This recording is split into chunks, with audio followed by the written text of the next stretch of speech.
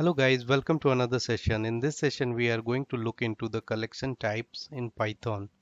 So let's look into that. What are the collection types available in Python? So in Python we have following type of collections. So we will look into dictionaries. What is dictionaries?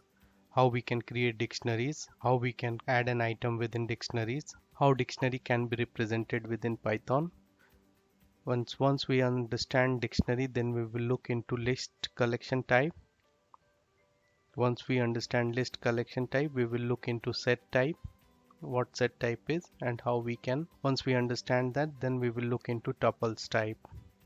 So these four category we are going to look into in collection types. So let's start with dictionary. So what is dictionary is? A dictionary is a set of association between a key and a value that is unordered and indexed and that is changeable in Python. So let's look into that, the definition, whatever the definition which I told you. So let's jump into this diagram. So in Python, the dictionary can be represented like this. A dictionary can be represented with keys and the value pair. So what it means, a key and a value should represent the dictionary within Python. In this case, here the country and their capital representation is done with the help of dictionary. You must remember that key should be unique. A value can be duplicated but not the keys. So this is the pictorial representation of the dictionary. So let's look into the terminal, how a dictionary can be created within Python. So let's jump into the terminal. So this is the spider editor, you remember. Now we will use it and create dictionary. So same like the pictorial representation which we have given. So cities equal to, and what are the representation we have given, that the keys, the first keys was Wales, and where we have the capital of Wales is Cardiff. Then what is the second one? There is England. We need to create another key. So make another entry over here. Make sure that you put comma after that. So it is England and the capital is London. Then we have Scotland was also there. Scotland. So now you run it. So we have run it and see here the type is dictionary type and it is a collection type because we have. So this is the way you can create the dictionary. Now you want to access the value of dictionary, then you can access it via their keys. So how do you do that? Print name of the dictionary is cities and I want to access the keys, access the values. Sorry, to access the values I need to pass the keys. I want to access the capital of Wales. How to do that? Then it will return Cardiff. So this is the way by which you can access the value of a particular key within dictionary. So you should notice here that this curly braces, if you provide, for example, dict1 equal to curly braces, then it is creating an empty dictionary. If you run it, then you can find that it created a empty dictionary.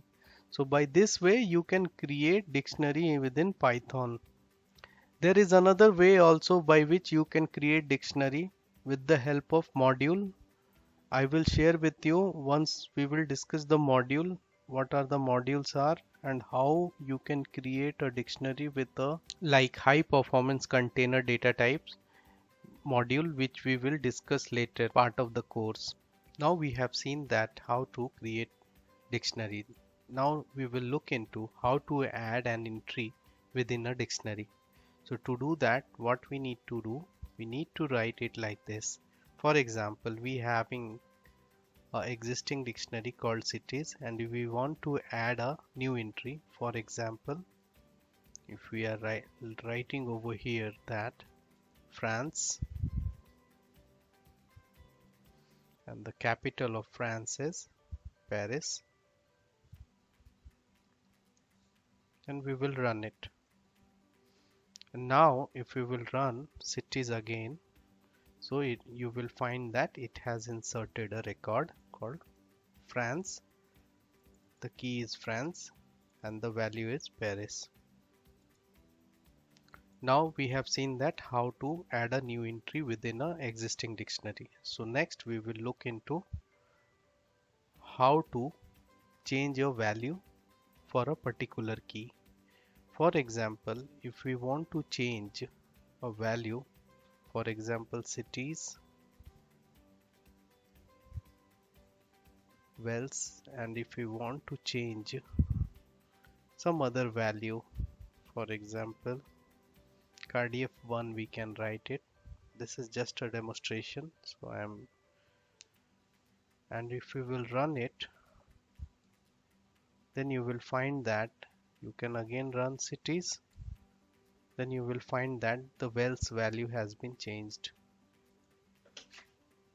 Here we have done one mistake over here, that the W is coming capital over here and the existing value we have W, so we can correct it now. So how we can do it? Cities and a small Wells, and we can write Cardiff 2, and if we will run it, and now again we will run it, then you will find that the value has been changed now. So now we have seen that how to create dictionary, how to add a new entry, and how to change the values. Now suppose that we have done a wrong entry like earlier we have done with a capital W. We want to remove that. So how to remove an entry from a dictionary? To do that, we need to use a function called .pop. So let's do it like cities .pop, and within that we need to specify with a capital W Wells. This was a wrong entry which we have made, and then we will run it. So it has removed it. Look into that. So see here, earlier there was an entry Wells Cardiff 1, and now it is being removed.